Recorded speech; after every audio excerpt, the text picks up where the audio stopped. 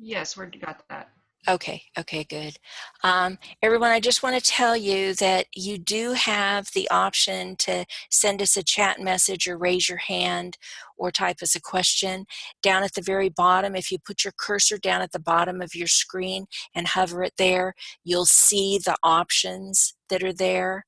If you raise your hand and we call on you, we will unmute you, and then you'll get an option that says, you have to unmute yourself, and at that point you'll see a little audio microphone there in your bottom left hand corner. Please, when you're finished talking, put yourself back on self-mute, as it will minimize the background noise and stuff that we've got. Duane's got another great presentation for you. So I hope you all have seen that. You've brought your cursor down to the bottom of your screen and hovered it over there so that you see the little chat, the little raise your hand, or the question and answer. Just click on those and you'll be able to do those things. Yes, I see some of you there practicing with the hands, so that's good. And when you send chats, well, some of you are saying the options are at the top of the screen. Okay, on mine it's at the bottom of the screen. So, um, uh,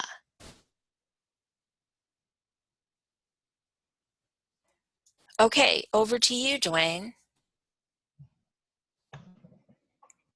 Thank you, BL. And I would like to extend special appreciation to the Moya Federation for the opportunity to share some of these different insights. And BL and Rose have been very helpful in pulling together a new platform where hopefully the videos and animations will be clearer.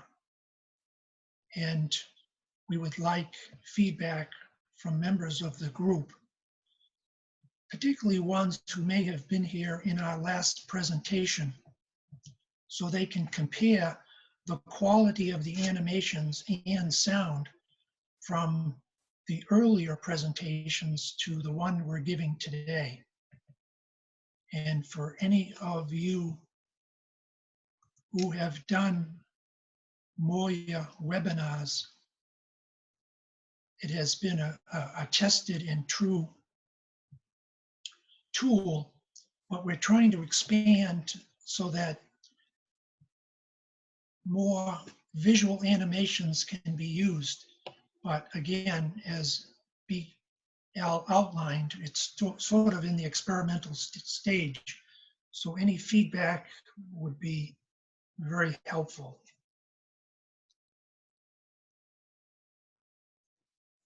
As you know, the awakening of the higher mind and the intuition may require a somewhat different approach than simply building in facts and amassing information to understand the ageless wisdom teachings. Information is important because when you amass enough of it, you can create techniques. And from the right technique, you can initiate transmutation through meditation, visualization, and alignment. And then, of course, when the transmutation is doing its work, you will eventually arrive at the point of transcendence and transfiguration. So what we have here is an attempt to use the lower mind, text, and the spoken word to really support the images and the animations, which really convey the greater potency and revelation.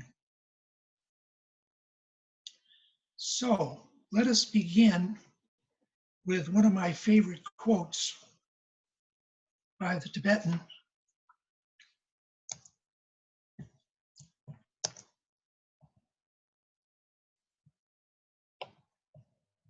where the Tibetan clearly outlines that knowledge can be expressed in concepts and precepts, but wisdom is revealed through ideas against which very frequently much mundane knowledge powerfully militates. The lower or concrete mind often inhibits, as you well know, the free flow of ideas intuitively impulsed. It is with this free flow of the new ideas that the initiate is basically concerned, because it is ideas and their right application and interpretation which determine the future of humanity and of the planetary life.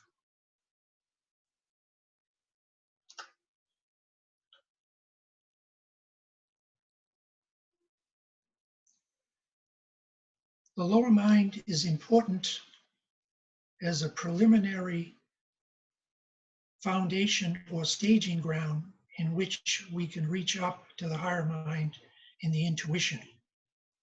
And when we have great revelations and insights that come with the higher mind in the intuition, we have that lower concrete mind that helps ground it, helps allow it to flow down into the personality fully, so that it's not just kept up there in some abstract realm. So keep in mind as we move through this that we're trying to go beyond the mind, but we're using the lower mind to attain that. And that's really quite a paradox. We hear frequently the idea of future presentations of the ageless wisdom teachings. And this idea that in 2025 is going to be a new addition to the ageless wisdom. HPB gave the first, D.K. via Alice A. Bailey gave the second, and the third will be revelatory, and it will relate to many different areas of research, understanding, and study. But the question that I ask the listener is, will this be simply more technical information, which is certainly important, or will it be additionally new techniques, new methods of presenting this ageless wisdom? And that's what we're attempting to do in this series, is, if only tentatively, if only embryonically, try to grasp how the idea of a new science of energy and force, a new astrology, a new psychology will be required to have a whole new way of presenting it. And to start off this presentation, we're going to share a little video. It's very short, it's only a couple of minutes, but what it does is it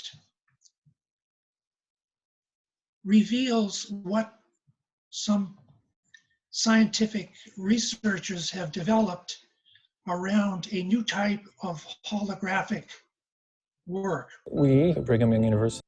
And before we present that, I would simply say that holograms and fractals are two powerful revelating tools that have been shared historically to give depth and perception and a whole new way of looking at different things.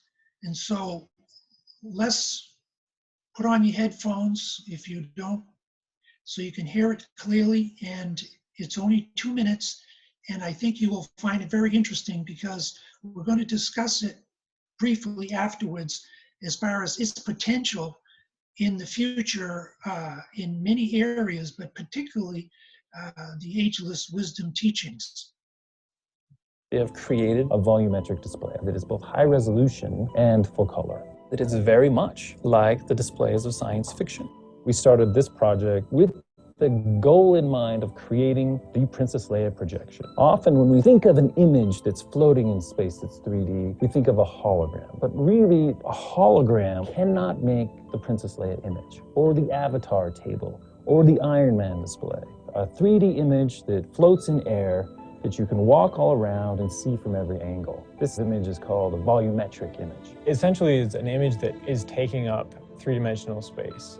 We're actually using a laser beam to trap a particle, and then we can move that particle and create the image. We get a particle into the trap by sweeping through the focus. See a little particle like that? It's now trapped, and it's dragged along with the scan of the mirrors, and while it's trapped, laser light will hit that particle, and that would glow because there's all this light scattering off of it. This is not unlike the effect you'll see with a sparkler. If you move it quickly enough, it doesn't look just like one point, it looks like a line. We can think about this image like a 3D printed object. A single point was dragged sequentially through all of these image points to create this 3D image in space. This display is like a 3D printer for light. You're actually printing an object in space with these little particles. This is not a hologram. We've demonstrated here that we can see it from the front, we can see it from the back, and in reality, we can see it from almost any angle.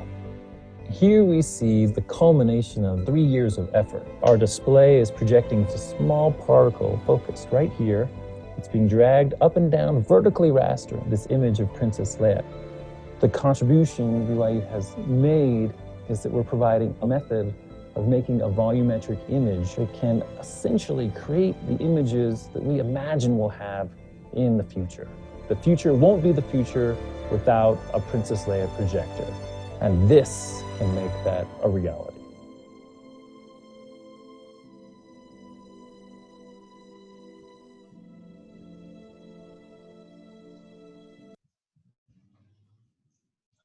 Okay, good.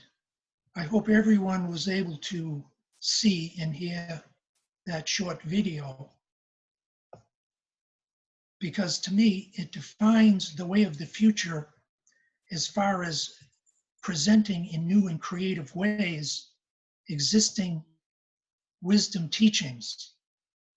I don't know how many viewers have used reality goggles, and they go by different names, but basically you strap it on your head and it walks you through these 3D holographic images and animations. It's used in different scientific circles. The most recent one I heard about is medical school, where instead of having cadavers that people go in and take apart with a scalpel, they now can strap on these reality goggles, and the complete human body, starting with the bones, can be visually reproduced in 3D, so that you can not only see the skeletal system, but you can have it rotated in a 360-degree way, so you can see it from every angle.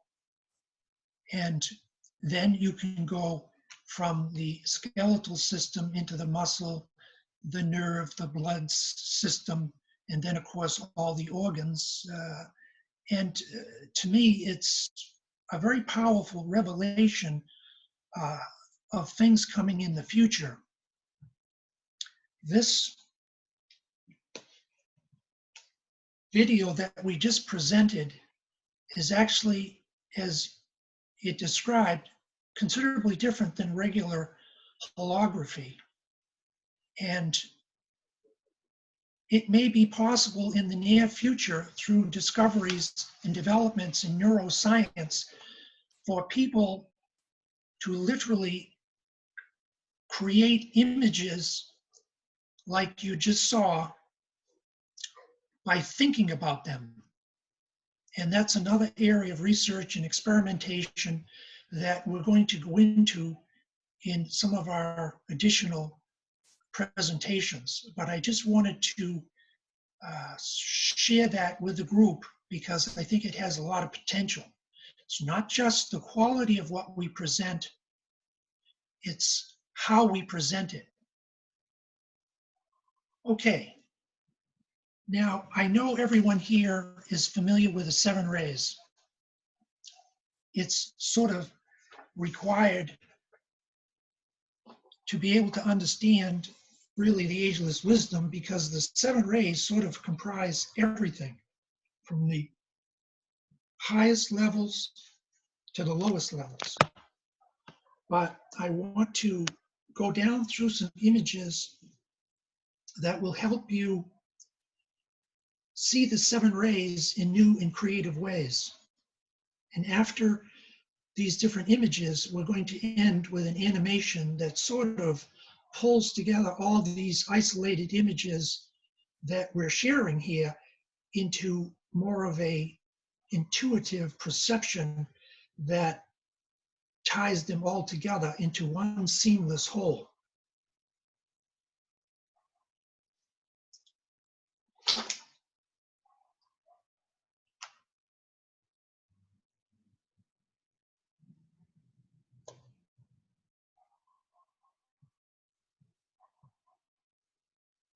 Okay, we saw the 7 rays that were up there, and we have also given the esoteric colors that D.K. shared in his many books, as well as HPB. And yet I have to add a little caveat to that. There are many exceptions and extenuating circumstances where some of these charts and outlines that I'm giving are not the full picture, but they give, for the most part, a whole new perspective of the importance of color in its relationship to the rays. Now, on the second chart, we have the 7 rays, and we have notes, and those are just sort of like musical scales, and they can be applied generically. Like D.K. says, the great note of nature, ray 3 is fa. But what note in what octave is left for the disciple to figure out? And we'll get into that a little further. But here you see the 7 rays with their esoteric and exoteric color. The exoteric being the outer color, and the esoteric, of course, being the inner. And this is interesting because D.K. says that we have colors that come from the previous solar system. We have colors that are reflective colors that reverse themselves as they come down. We have distorted colors, and we have the colors, the ray colors of each student or disciple, which will also moderate and affect these incoming rays. And also, not all rays are in manifestation at this time. Okay, good. So now we'll go to the next image.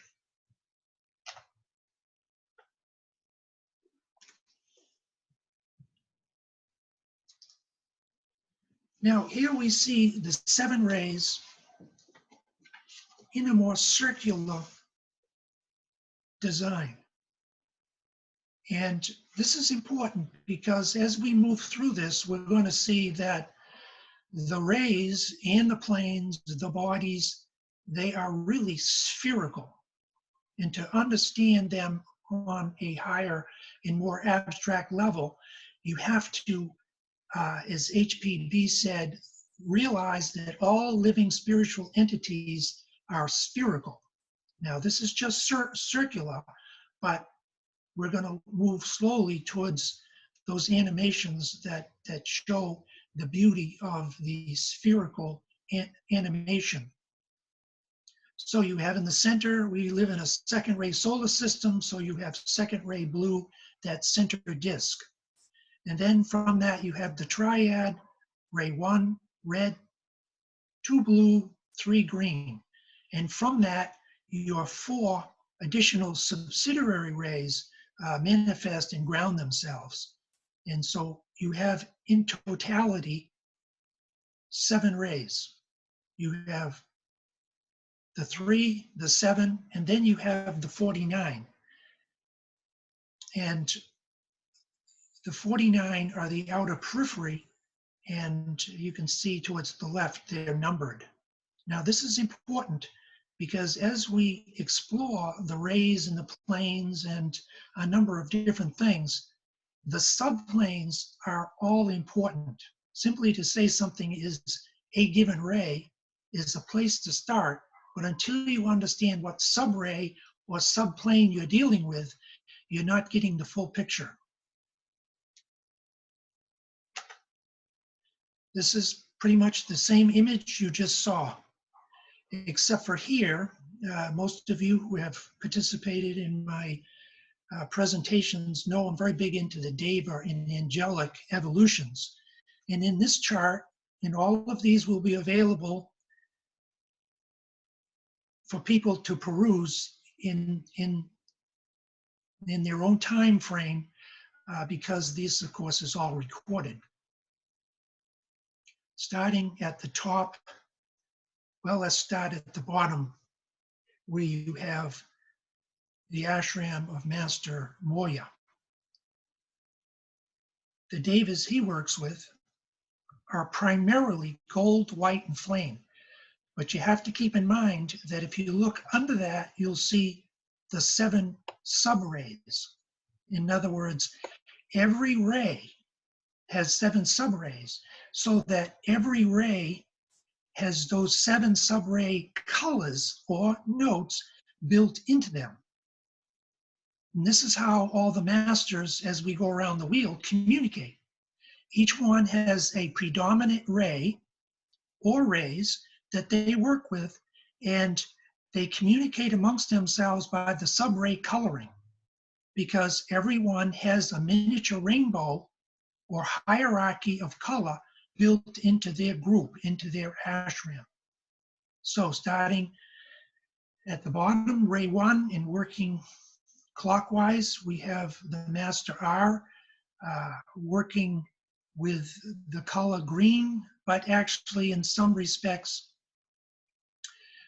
we know that the Master R is taking over the stewardship of the 7th ray at this period as we move into Aquarius. But Master R works with the devas of the green hue. Next one up, Master Hilarion, the yellow, rose, and blue are a real 2-4-6 alignment here with those 3 colors.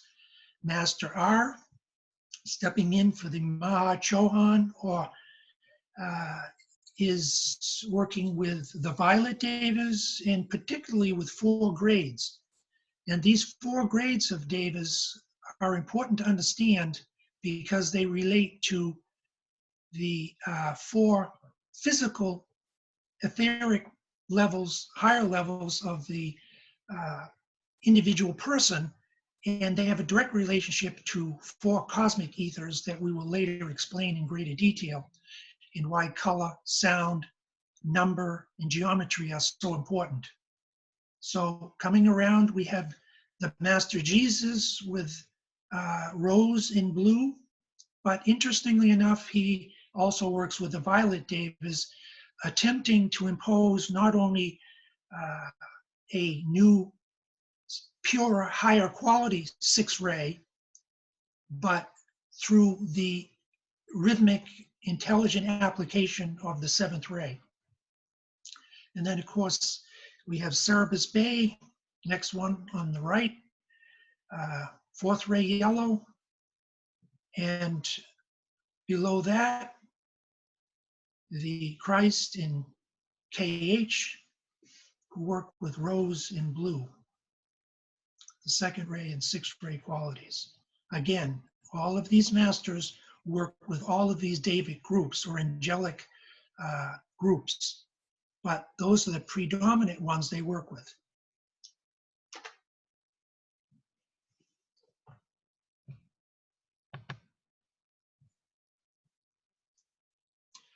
Okay, for any of you who participated in the first 2 webinars, you will probably remember this image.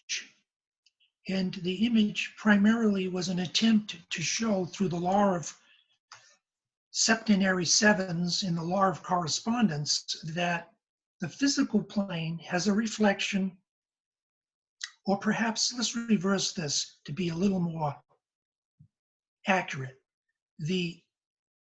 Your monad is reflected down through the atmic, buddhic, and high mental. And then in turn, the mental is reflected down to the astral and physical. That's the sort of the order of descent. Understanding that you have, if you have, it depends on your rays, but that's the sort of the given outline.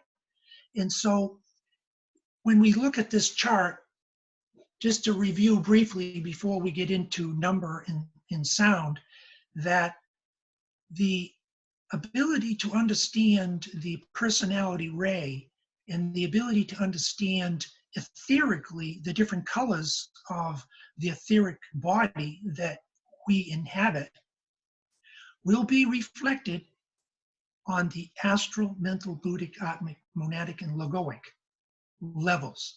And so when you see over the esoteric communities and esoteric colleges of the past, the aphorism, man, know thyself, there's a lot of deep wisdom in that statement, because it's almost impossible to study God without studying yourself first, because you are an emanation, an extension of God. And so on up through the different levels, you will find the colors will repeat and duplicate themselves, only with greater brilliance and more power. Now, as I said earlier, there are some extenuating circumstances about the rays and their colors and where some of them change, but this is a good outline, and it's good for me to repeat this twice, because this is visually what the Tibetan meant by the law of correspondence, or the law of septenary seven. Now to the left, and this is what's new about this image, is that it has the numerical vibrations that are found on these different levels. Now I have to say, these are actually not the correct ones.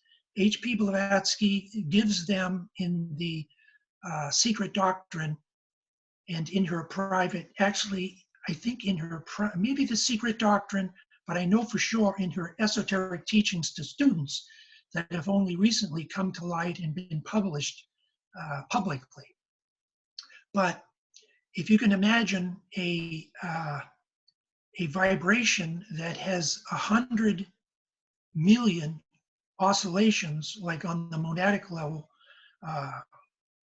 or a billion, it's just sort of is very difficult to fathom. But later on in these presentations, when we research vibrations and its relationship to numbers, color, and sound, we'll see the importance of numbers.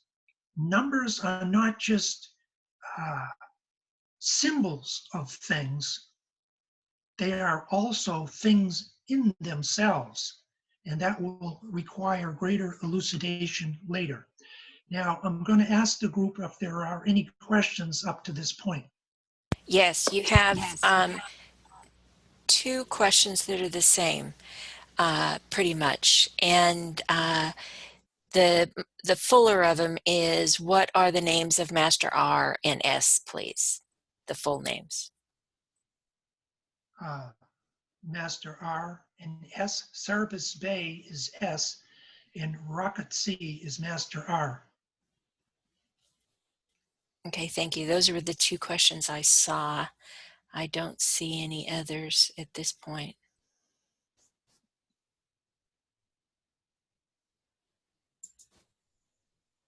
Okay, here's another graphic outline of the 7 rays. Oh, hold on. I'm sorry. I just saw a hand. Good. Okay. Justin, Oh, wait a minute. Justin, I was trying to let you talk and it says it's not available because you're using an older version of Zoom. So in order for us to let you talk, I need to make you a panelist. He can write in, perhaps, or is that? Yes, yeah. Can you do that? Can you put it in the text box, please, Justin?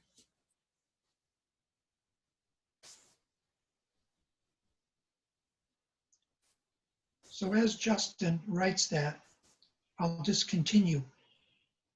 Top left, you have what I designate as one. One for this solar system, the predominant one ray is the second ray, not to be confused with the one numerically of the first ray, power. And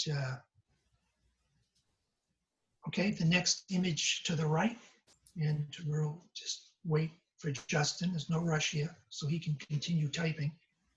We have the triad, as we saw in an earlier image. Only what I've done here is I've taken these three colored ray discs, ray 1 red, ray 2 blue, ray 3 green, and I have overlapped them so that you can see and to begin to understand what DK means by mutated colors, that when the planes or the rays, or when the rays and the planes together overlap, you get their primary coloring, but you also get mutated in blended colors. And this is particularly important with our animations, because when you see the animations, you're going to go, wow, there's certainly more colored hues here than the 7 rays. Absolutely, because you have many rays interfacing simultaneously. Okay, if Justin doesn't have his question yet, we'll go all the way to the right, where we have the 4 square or the 4 rays of aspect, rays 4, 5, 6, and 7 respectively. Once again, overlapping and showing the interesting color relationships that come from looking at the rays in this unique way. Bottom left, here you have a composite of all the 7 rays. Now, once again, done through Adobe Photoshop with halftones so you can see the additional coloring. Next one to the right, in Adobe Photoshop, we're spinning it into rotary motion, and we're going to explore the idea of motion in new and creative ways. In my opinion, it's one of the least understood areas of research in the Ageless Wisdom teachings. And there are reasons for that. And I think one of the most important and obvious is that it's very hard to visualize the 7 rays or any combination of the 7 rays if you're not clairvoyant. Because this is where you see how they operate and they move and they have their identity on the inner planes. Now, we're not suggesting here that anyone has to become clairvoyant to understand any of these teachings, Ageless Wisdom teachings, undergo initiation, or simply grow. But if we can take what the masters have given us, who are clairvoyant on the high mental plane, a very important distinction than the lower astral clairvoyance that really sort of dominates the planet at this time, we see the important difference. Once you can understand that everything is in motion, it makes it easier to visualize some of these interesting interactions in a whole new way. And I have found that second ray students, to quote the Tibetan, like to geometrize God. They like to put it into some type of visual form, or these hidden principles and laws that they can later visualize on the high mental plane. In other words, if I was just showing you pretty pictures, I would be failing in my mission to bring out the more esoteric side of color, sound, and of course these animations. And then the last one at the bottom right is, of course, full rotary motion of the 7 rays. Very important. You see the progression of the primary rays, the rays of aspect, and then spun into rotary motion. Duane? Yes, Oh, sorry, can you go back for a minute? I sure can. I still haven't heard from Justin, but Eva pointed out a little typo that you've got there on your 4 square. Those are the rays of attribute. The primary rays are the rays of aspect. Yes, exactly. Rays, yeah, I got it. Thank you. Yep, typo there. So thanks, Eva.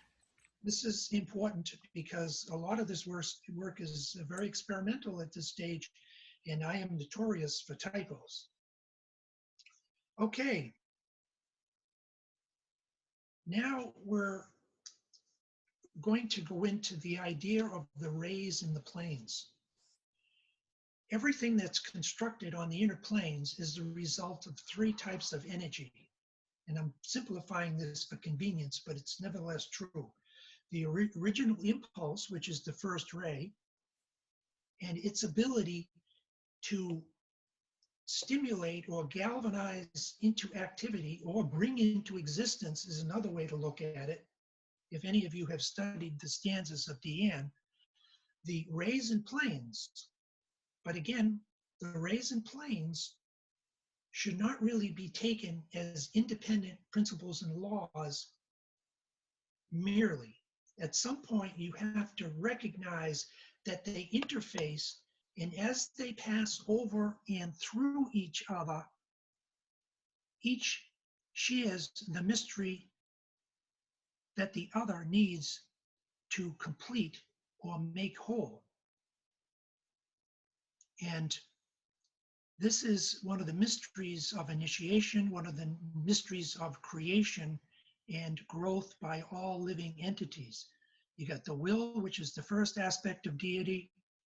You have the second aspect of deity, which is the 7 solar qualities or rays. And then, of course, you have the 7 planes, which are the third aspect of divinity. The planes and the rays are polar opposites. The rays are positive and the planes are negative. So we can say the rays are masculine and the planes are feminine. Okay.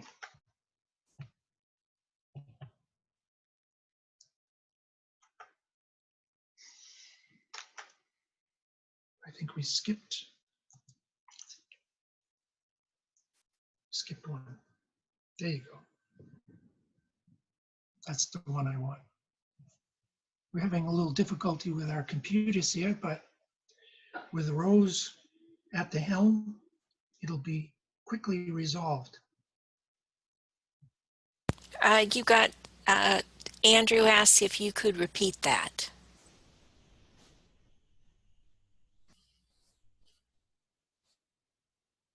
Which part of my sharing? Let me see if I can. The rays in the planes, the rays being masculine and the planes being feminine. And when we study electricity in greater detail, the mystery of electricity, as HPB put it, we're going to understand that everything happens out of polarity. Everything happens out of the tension of opposites. And even though tension may not be a popular word with many students who study spiritual subjects, they're looking for peace. They're looking to kick back and to be relaxed and for everything to be at ease. But that is not the peace of the soul, as the Tibetan outlines in his different books. The peace of the soul only comes after you have resolved many points of tension within the personality. And at first, it creates a lot of discomfort, what the Tibetan calls the burning ground, and how you have to resolve certain things on the burning ground before you can pass through the portal of initiation. Okay, so to go back, Andrew wanted to know the difference between the vertical and versus the horizontal. okay. In the Ageless Wisdom, Blavatsky and Alice Bailey state that the 7 rays rotate north to south and that the 7 planes rotate east to west. But he also throws out a cautionary note that these are symbols of living realities. And that the value of these images is that, in my opinion, they're one step closer to the reality of these hidden truths than merely the spoken word.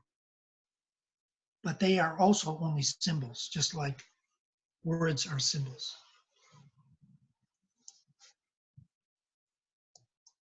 Okay, so what we've done here is we've taken in Adobe Photoshop these 7 rays in these 7 planes, just like you saw them in the previous image, and we've rotated them.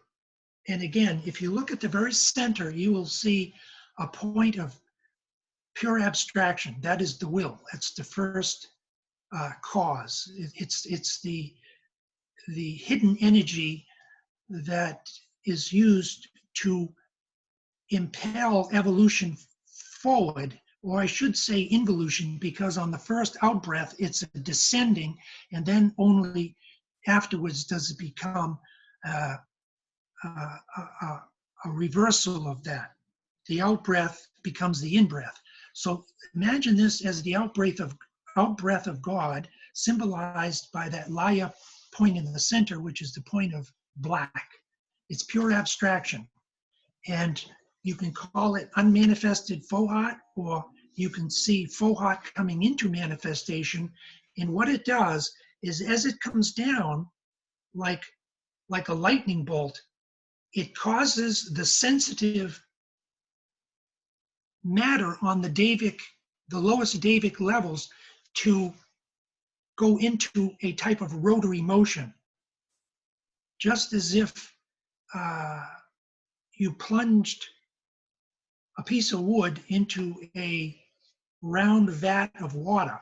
You may not visually see it, but what you have done is you've created a vortex. And the famous physicist Nassim Haramein wrote a PhD thesis on Coriolis, or where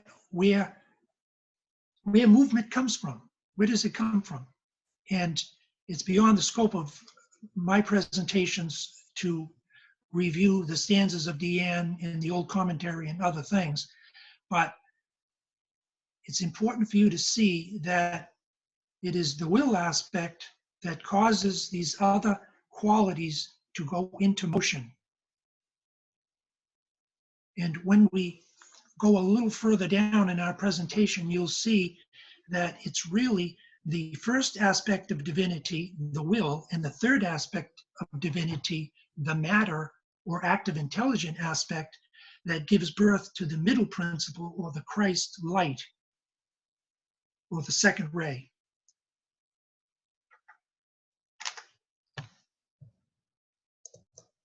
Okay, now this is the same image, only rotated at a much higher speed. And I like the quote by the Tibetan from Cosmic Fire, just under the image, where he states, or where he says, between the circling, whirling 7 planes of the solar system. And I apologize for not having the full quote, but he's simply indicating that the planes are in a state of circling and whirling. And now at this juncture where we're looking at this image, I want to sort of outline just briefly the 3 types of motion that D.K. outlines in Cosmic Fire. Because in this image, we're going from rotary motion to spiral cyclic motion. symbolically, of course.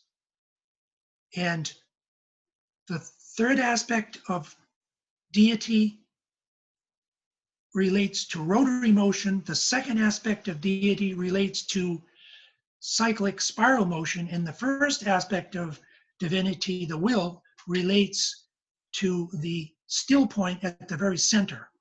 Now, I have this as white, but to be more accurate, it should have that black point, that Laya point, Bindu point, point of pure abstraction. And when something rotates fast enough, when it's under the influence of active intelligence, the third ray, when it rotates fast enough, it begins to radiate. When that radiation is sufficiently strong, it goes from an entity or a life that rotates to one that now begins to become elongated and begins to create the vortex. Duane, Yes. sorry, you have a question. Do the rays and planes rotate at the same speed?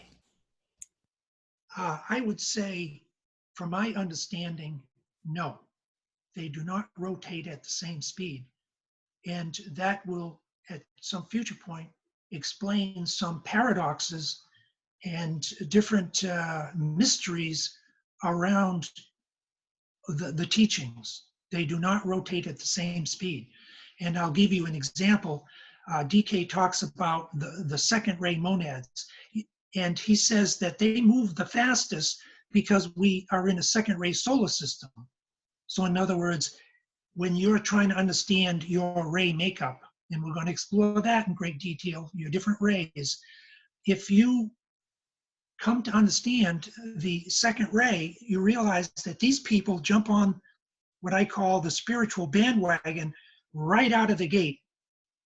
Because the first ray and third ray monads, even though some of them may be highly developed, they're in a second ray solar system, and it's harder for them to move through this type of Davic substance. But good question.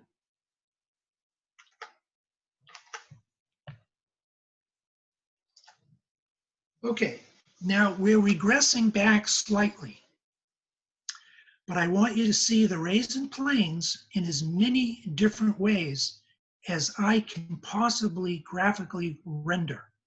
They're all accurate, and yet they all confine and limit, of course, the reality itself. On the left side, you have the 7 rays, and you can see the 7 rays on the left, I have given it the plus or the positive masculine attribute. But if we break down the 7 rays, we see that there are lesser polarities. The first ray is positive. The second ray is receptive or feminine. Third ray is positive, masculine. Fourth ray, receptive, and on down through the 7 rays. So when we flip over to the other side, the right-hand side, we have the planes are negative or receptive to the 7 rays. But they have also lesser or secondary positive and negative charges. And as we explore how the rays and the planes interface, this very interesting dance of energy and force, it becomes much easier to understand in electrical terms. Now, you have on the left of this little chart, the 7 rays. Now, if you look all the way to the ray side, the 7 ray side, you'll see it's numbered 1 through 7, 1 through 7, 1 through 7, all the way down to the 7 rays. And this is, what I've done here is I've taken some of those earlier images and I've sort of, imagine you have an orange and you peel off the rind and you lay that rind right down flat on the table. This is sort of what you're looking at here. On the left, you have the 7 rays, and if you look carefully, and we will in some of the images coming up, the 7 rays emanate from the central dots. They flare out, planes to the right, rays to the left. And this is where they emanate from abstraction or the first ray. And that's what those 7 discs are symbolizing. Now, when you go to the right side, same thing, 7 planes. But when you look at the coloring of this chart, what makes it sort of unique is that the plane coloring is just the opposite of the ray coloring. And I have written very extensively in my Lightweaver site why I've come to that determination. In other words, what prompted me to say that the 7 planes are the opposite colors of the 7 rays. And I would simply say that DK and HPB give out certain hints, and I sort of expand and extrapolate on those hints. Okay, are there any questions on this image? I don't see any. Okay, now this is a blown up view of just 4 rays of the image that you just saw. And you can see ray 1, subrays 1, 2, 3, 4, 5, 6, 7. Remember that every ray has a dominant color and 7 lesser colors, or perhaps I should say 6, because the 7th, or in this case, the first with the first ray, the first subray is the same coloring, and it is the dominant hue of that ray, but all the other colors are built into it. It has to be that way, because every ray has to be able to interface and reflect all the other rays, or you wouldn't have an integrated system. You wouldn't have something that's organic and holistic. Okay, now we're looking at an even smaller section, but only here, instead of the 7 rays and the 7 planes, you see the 7 rays crossing over and interacting with another 7 rays. I call this the Diamond Sutra seen visually. And for those of you who have studied Buddhism, know that the Diamond Sutra is a collection of aphorisms and really condensed gems and jewels around the inner heart of the Tibetan teachings. But when you study the Tibetans, sort of the Tibetan Jewel Kuhl's sort of interpretation, presentation of Buddhism, it's slightly different. And we're not going to go into those differences other than say that they overlap, they interpenetrate, and they blend beautifully. But one of the things that DK has accentuated in his teachings is the study of triangles and how important it is to use triangles in meditation to support not only your own personal and group etheric grid, but the planetary grid.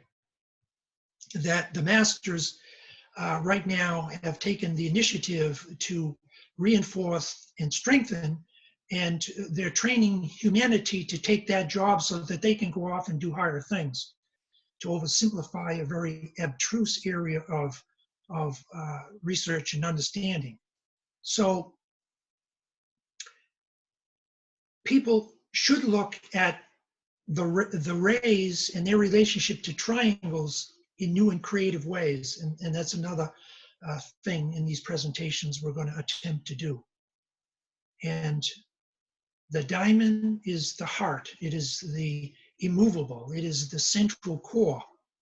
And the rays and the triangles are a very important part of that. Okay, here we have the same image, the rays. You had another question. Yes, absolutely. Are the images representing the rays and planes moving consistently at the same speed?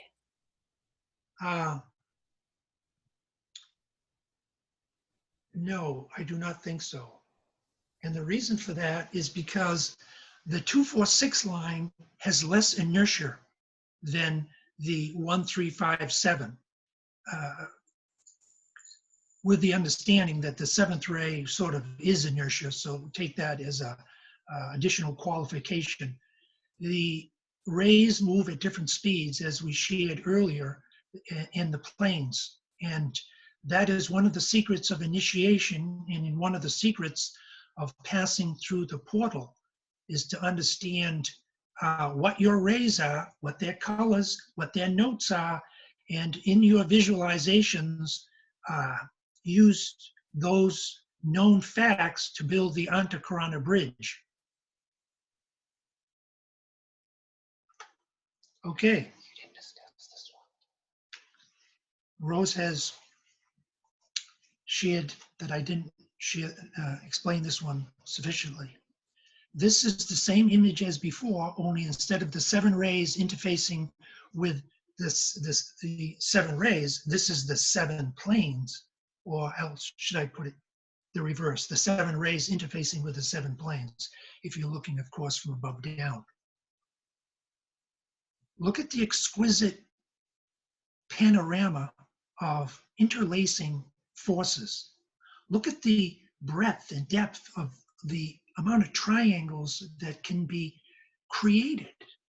In other words, we're going to get into the idea of triangles as they come down from cosmic levels, but this is just down here in our system. And when you overlay this pattern with other revelations around triangles from these systemic and cosmic levels, you just have a virtual sea of coursing and moving forces that are all moving according to the plan, according to the plan of hierarchy, according to the plan of the planetary logos. I hope that answered the question. Okay, now what we've done here is, once again, we've taken the rays and the planes and we have spun them into a circular composition with the first ray always in the center because it sets everything in motion. And I want you to look at that image as if you were looking at like the equal arm cross, or the 4 lords of Kama, the 4 Maharajas, and to look at those concepts that we don't have enough time to really address here, but as living entities that are spherical, and they are composed of many lesser entities. Okay, electrically, I want to show you what it looks like to have a sphere, just like the one I showed you in the last image, with energy moving through 4 points. 4 points. You can call them cardinal points. You can call them where energy rushes in to create this spherical entity. And Rose is going to, the music, she's going to mute it and play a different, we're going to play a little music to this. I want you to get into the flow of this, because this is an image that explains in electrical terms how energy moves in, rotates, and then circulates out.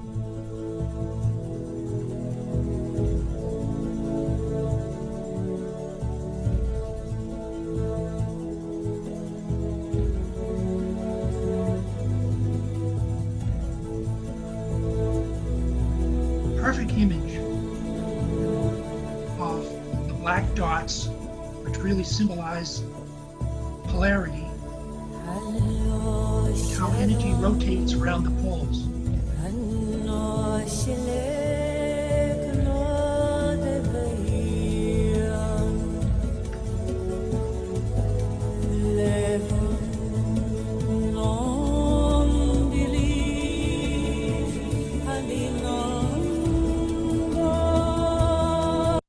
Okay, now we're going to do vortex and rotary motion. Okay, I think I'm going to skip ahead a little bit because it's important that you see the next animation. We can always come back to the text. And I played this rays and planes image, I think the last time we met, but the quality was so poor that I felt it was important that I re-share it. And just keep in mind that what you're looking at here, it's an animation, and this is just a still picture of the upcoming animation, that you have two different energies that are rotating in different directions. When you study the rays and planes, it's not only the different speeds, it's also the direction in which they rotate. And if you can imagine in this next image that the counterclockwise is the rays and the clockwise is the planes, and that as they begin to come together and interface, they create many, many interesting images very similar to the petals. And we'll explore this after the image. Now we're going to put music to this. I want this to be a little mini meditation. I know I've blasted you with a lot of technical information, but this is where the lower mind can make its move or a leap into the intuition, because this really symbolizes all that we've just said in those still pictures. Okay, get focused, take a deep breath, and really breathe into this image.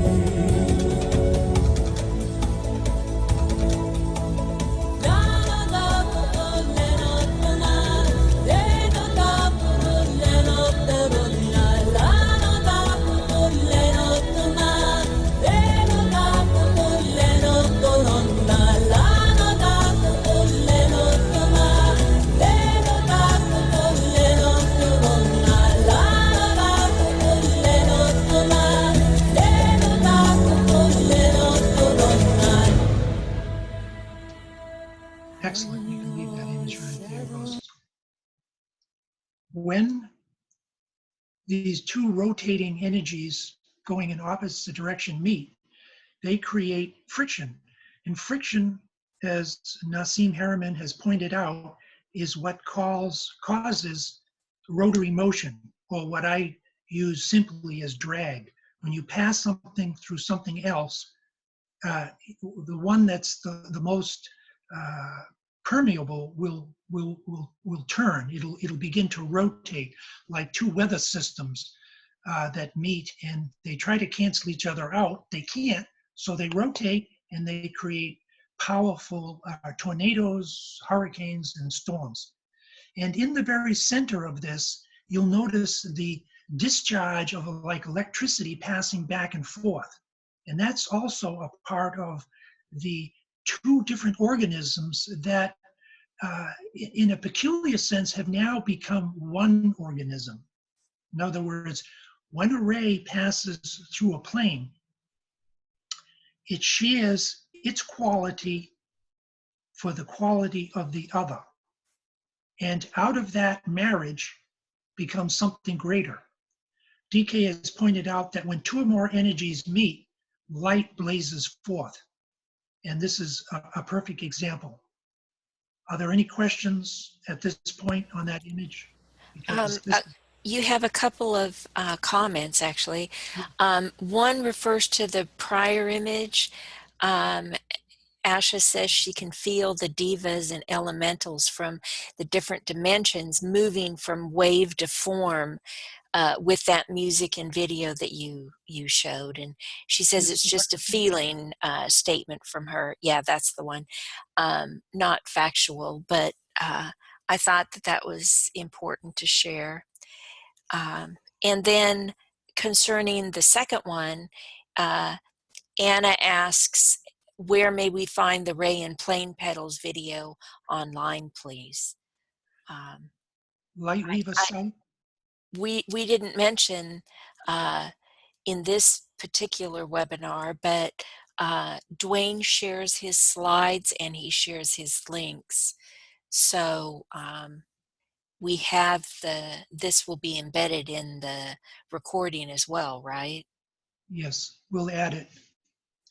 Because I've written a commentary on it that goes into it in greater detail. And I apologize for the many oversimplifications, because these different subjects really require a greater period of time to sort of honestly outline.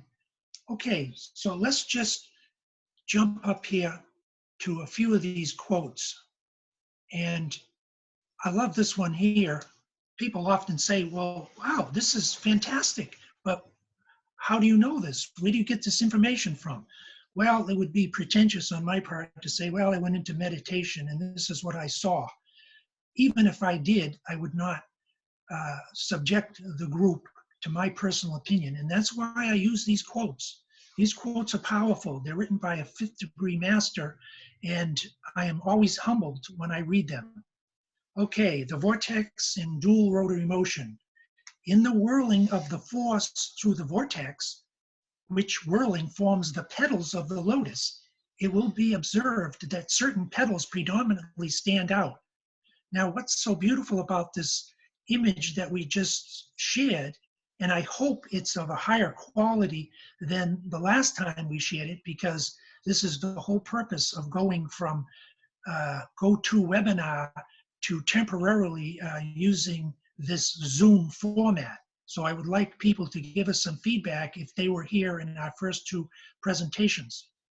So petals, the whole chakra system is a study of the petal formation. The egoic lotus is all the study of the petals.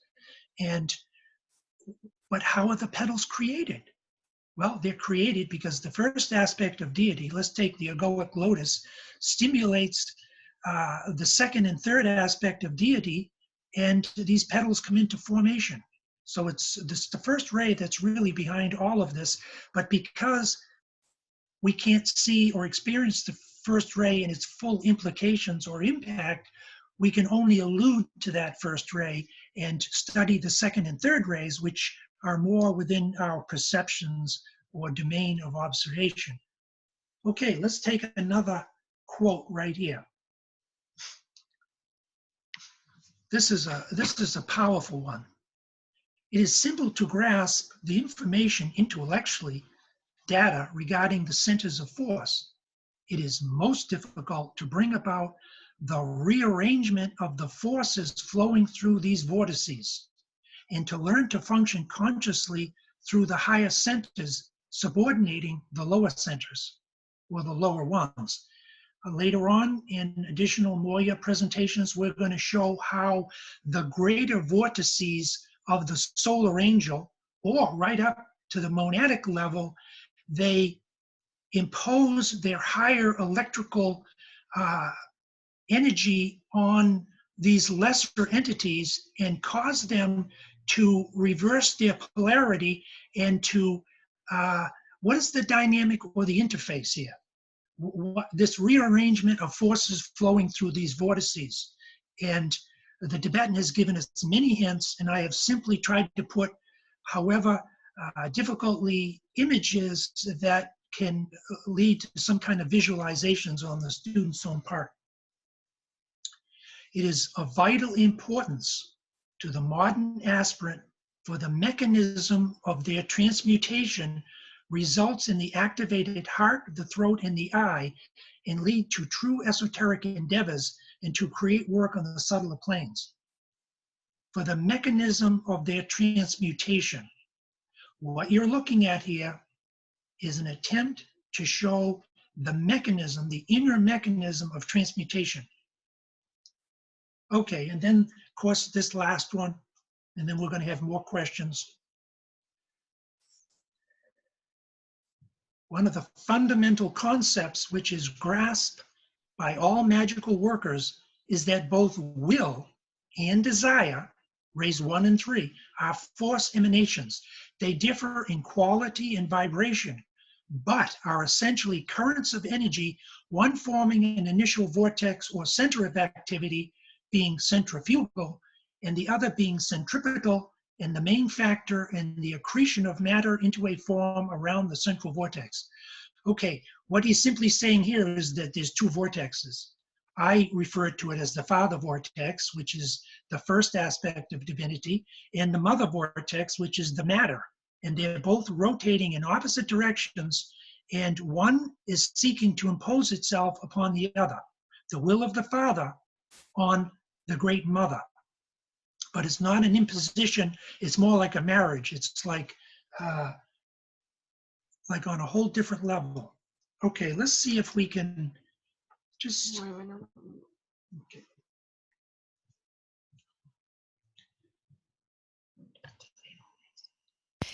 You have a question. What is the difference between centripetal and centrifugal? Well, centrifugal is outward and centripetal, if I believe correctly, is inward, but I could be wrong. Okay, now we're going to see another image, and I just want to point out one simple thing. Well, these are the three types of motion, and we will explore this later. The first, logos, progressive motion, which in a sense, as humanity understands the idea of motion, is not motion at all. It's a still point and it's a place of pure abstraction. And it's only when that first ray is expressed down through the planes or down through the rays or as planes and rays that you get spiral cyclic motion that eventually grounds itself as circular motion, the great out-breath. As I said earlier, then in the great in-breath, you follow circular motion that when it reaches a certain speed of rotation, it goes fourth dimensional, it goes radiatory, and it literally pulls. That's the perfection of the personality. If you look at it from an initiatory point of view, you perfect your personality, you integrate it, the mind, the emotions, the physical body are all working in unison.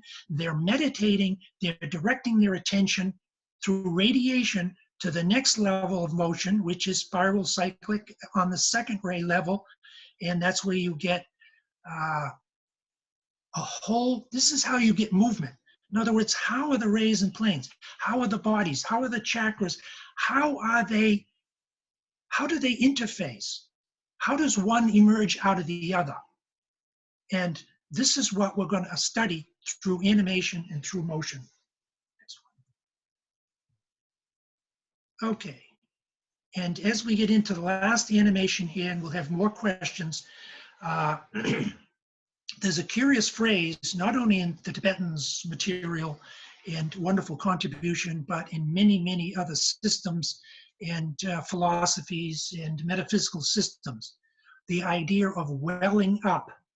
And the two quotes I'm using here is simply one from Dina 1, let your influence welling forth from a steady and radiant center, make itself felt in ever-widening ranges of contact.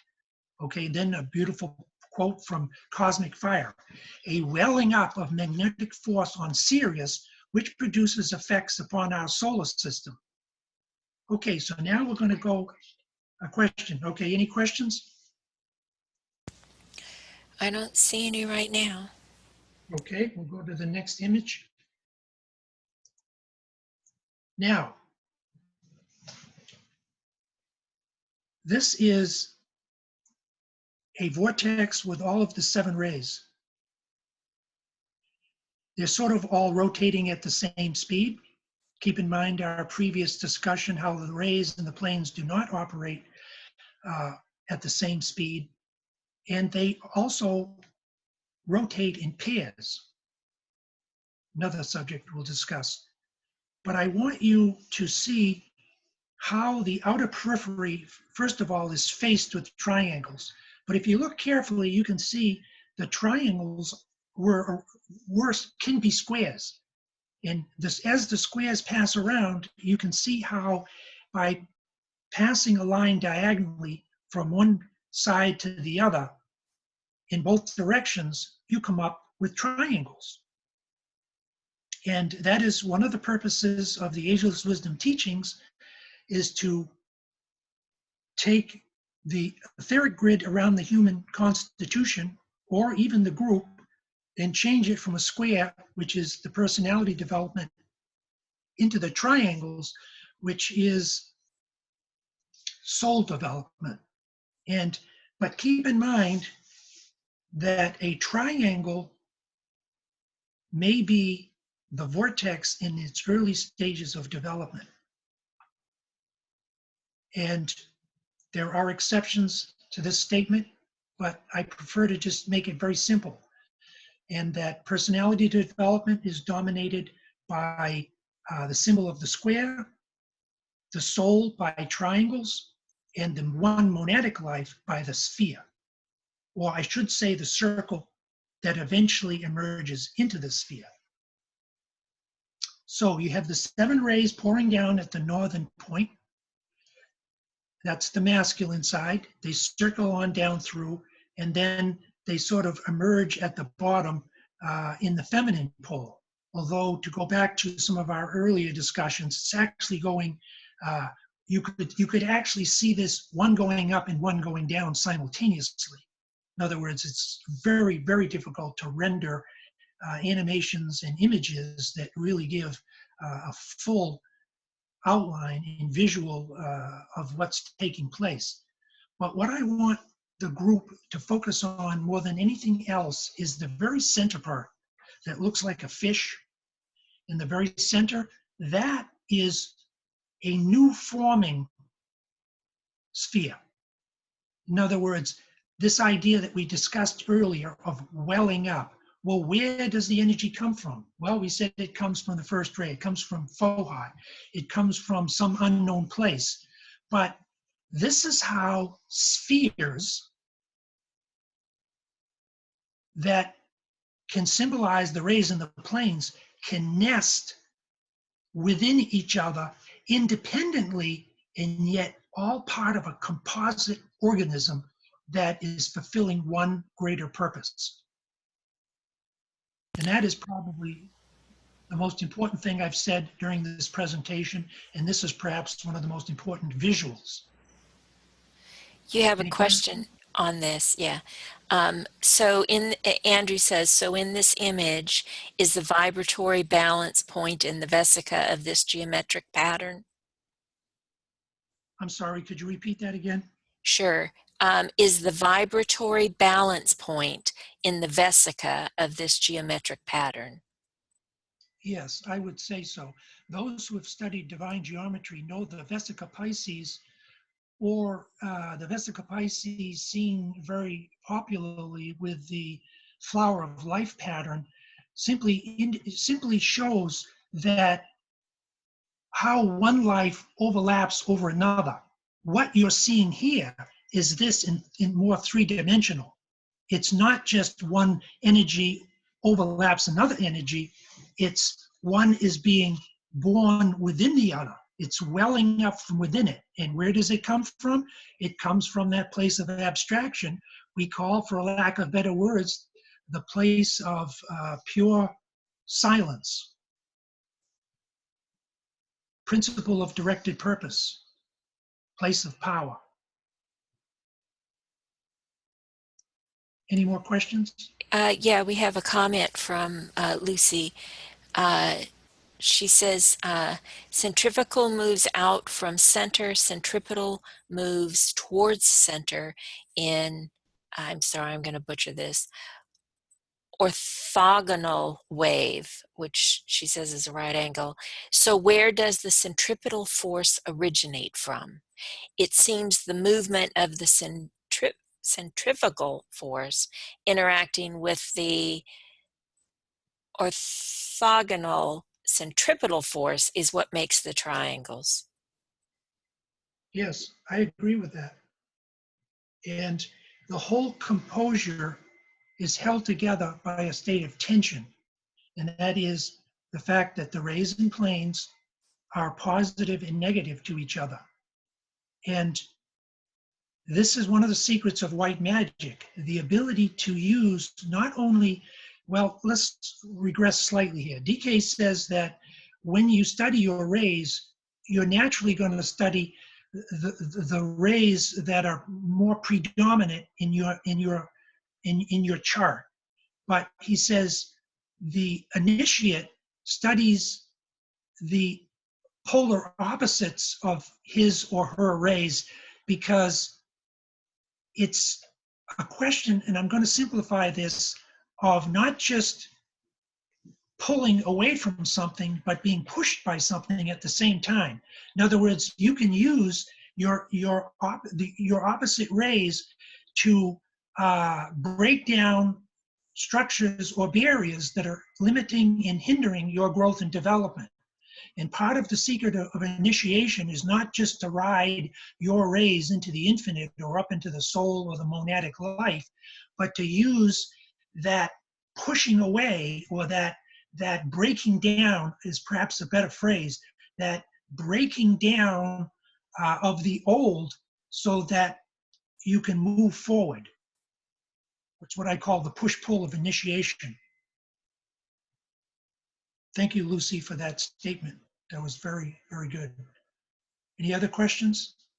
Asha says, thank you for this amazing presentation. She's welling up with excitement and understanding, and she would like to know what the music was that Rose played and who it's by. Rose, are you going to have the links for the music as well? Lisa Gerard. I think that's in the slide, isn't it? So yes, that will be embedded in the slide. I could also send it as just an independent file, but I think if it depends if you have PowerPoint, so maybe I should just do both. So any additional sharing or questions or just anything that comes to you?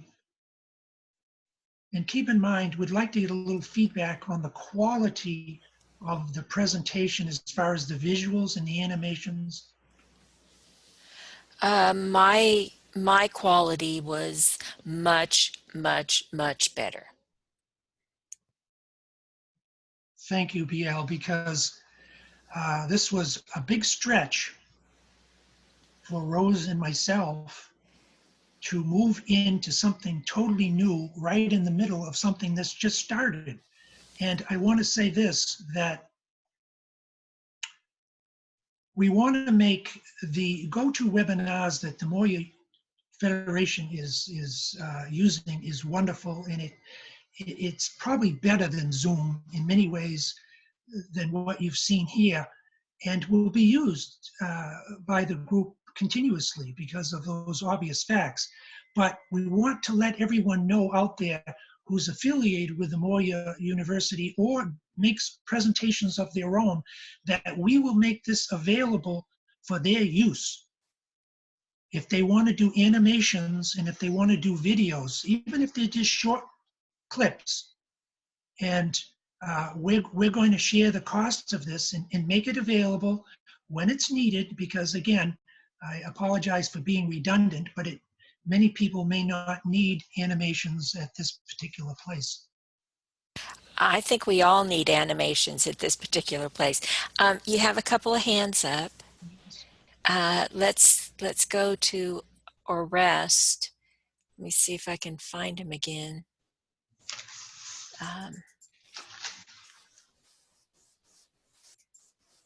So I can let him. I lost him. Oh, there we go. Okay. Well,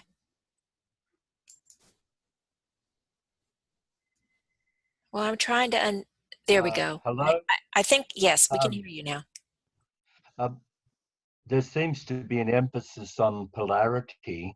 I think the crucial factor is the neutral point, which is somehow symbolized by the vesica itself. And I think there's a certain simultaneous attracting and holding back of energies there. And somehow it's a crucial point. So I think we need to hold that as a factor in the functioning of this whole thing. Yes, the neutral point, the point of perfect balance. Okay, good. I want to share, in regards to that, I want to share an image. Could you take me to my desktop? And take me to my desktop. Thank you. Okay, let's see. The image that I want to share with the group is going to be, charts, key charts. Okay. Okay, let's take key charts. Okay, let's take this one right here. Okay, can you widen that or make it full screen? Thank you. Okay. Orest, thank you. That's a very, very important statement about finding that neutral place. Now, what we have here, and everyone here has probably seen this many times, but I just want to quickly, as we're coming to the end of this, explain generically how polarity works during the divine initiatory experience according to D.K. and according to his teachings, which come from these many, many books he has written via Alice A. Bailey. If you look at this chart, you'll see that the first triangle that has to be sort of initiated is at the bottom and towards the left. It's the throat center, the sacral center, and the base of the spine. Initiation takes place because the throat center, which is negative, to the sacral center, which is positive. And what that means is that the sacral center is dominant within people prior to the first initiation. They have a lot of sexual energy. They have a lot of thought and visualization around sexuality. And when you activate the throat center through study, meditation, service, what happens over a period of time is that the sacral center, which is positive, and the throat center, which is negative, reverses. The throat becomes positive and the sacral becomes negative. Now, what do we mean by positive and negative? Somewhat distorted terms, if you look at it from other definitions, is that the sacral center is now sort of not that active. It's passive. It's given up its elemental substance to the throat center, and the throat center has become more powerful, and now it is the dominant factor in the life of the disciple going through the first initiation. Now, this is an oversimplification because the heart is somewhat activated. Some of these other centers are embryonically activated, but that is a perfect example of polarity, but polarity shifting. In other words, there's a neutral place where we can say, okay, it's not one, it's not the other. But all initiation is a shifting of duality in its emphasis. Let me give you an example. Okay, that's what is called the first masculine initiation. Energy circulating from the throat, base of the spine, sacral to the throat and back. And the more you meditate correctly, and we're not passing out meditations here, that transmutation will take place. I have no doubt the people who have come to this have long gone beyond that. That's not to say that we all aren't sexual, but it's that it's not a dominant factor in our life. Okay, let's flip to the feminine side. What's the second initiation? And why is going from the first to the second initiation so difficult?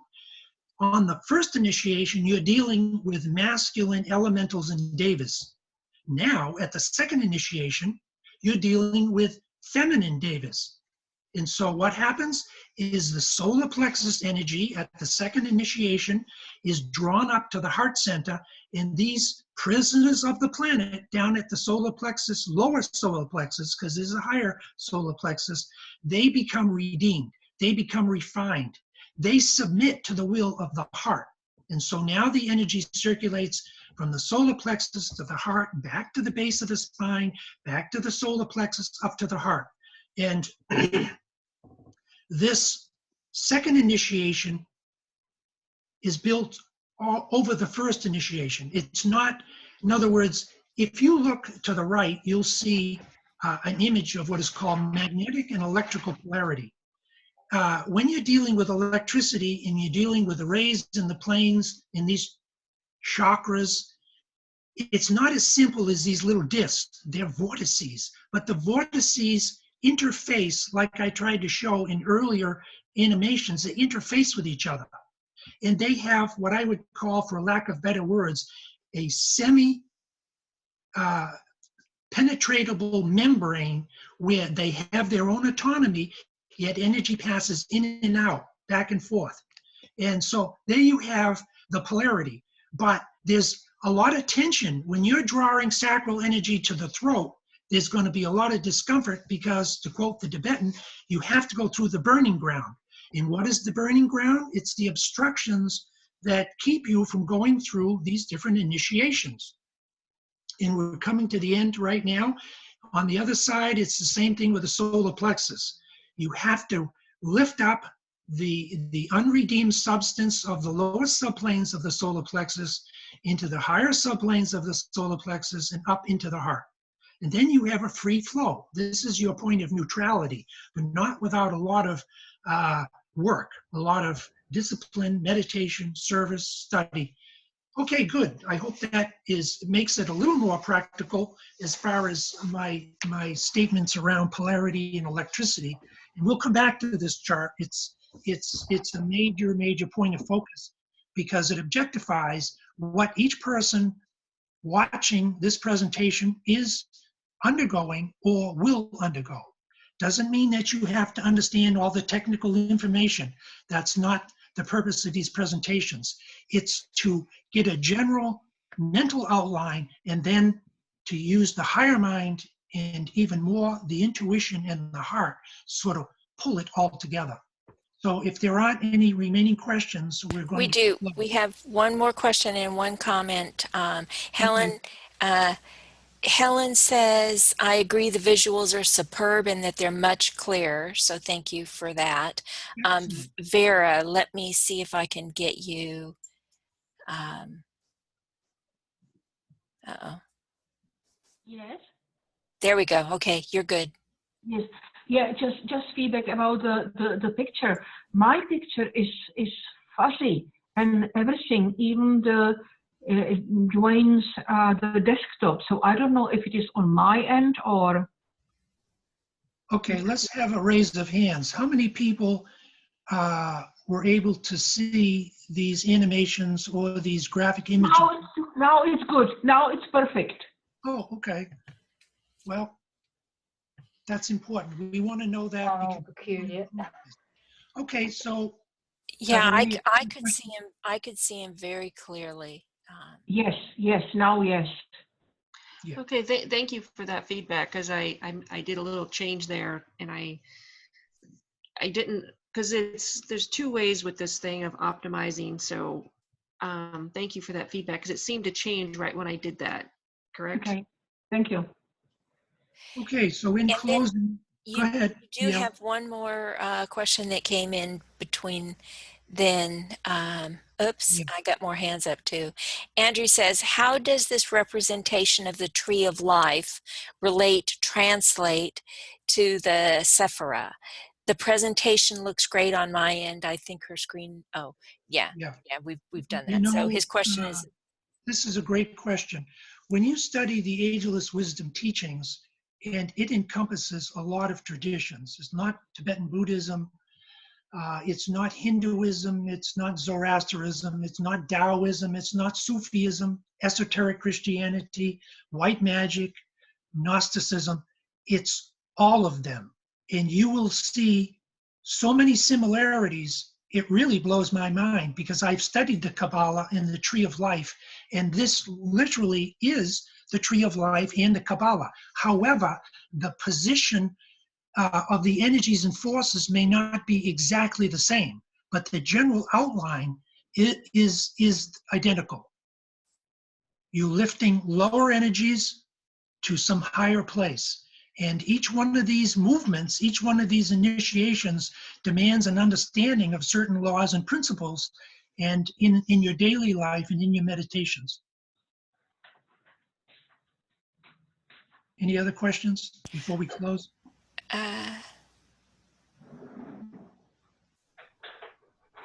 no, the hands went down, and Andrew adds, I'm seeing the similarities everywhere while working with Saint Germain. Thank you. Okay, I think Yes, that's there's it. a lot of seventh ray brought into these presentations, and that's good. Thank you for that comment. Okay, wonderful. We cannot tell you how much we appreciate you sharing with us and coming to participate. And we've given out a lot of information, and most of it is not really that important. But if some of these images or animations have stimulated deeper questions or opened up your higher mind or your intuition, then it's been successful. Because we don't want to disseminate lots of minutia here, and we really want to facilitate the opening of the heart. But sometimes it takes a little bit of lower mental activity to sort of orientate ourselves in the right direction. So we thank you and we send our love. And just a quick administrative note, within the next day or two, we will be posting the recording and posting the slides there on Makara. We'll send the notice out to everyone that it has been posted, so you can revisit both the slides and the recording, and the audio and video will be embedded in it. So those are things that are well worth revisiting. So thank you very much, Duane, and good night, everybody. Good night. Thank you.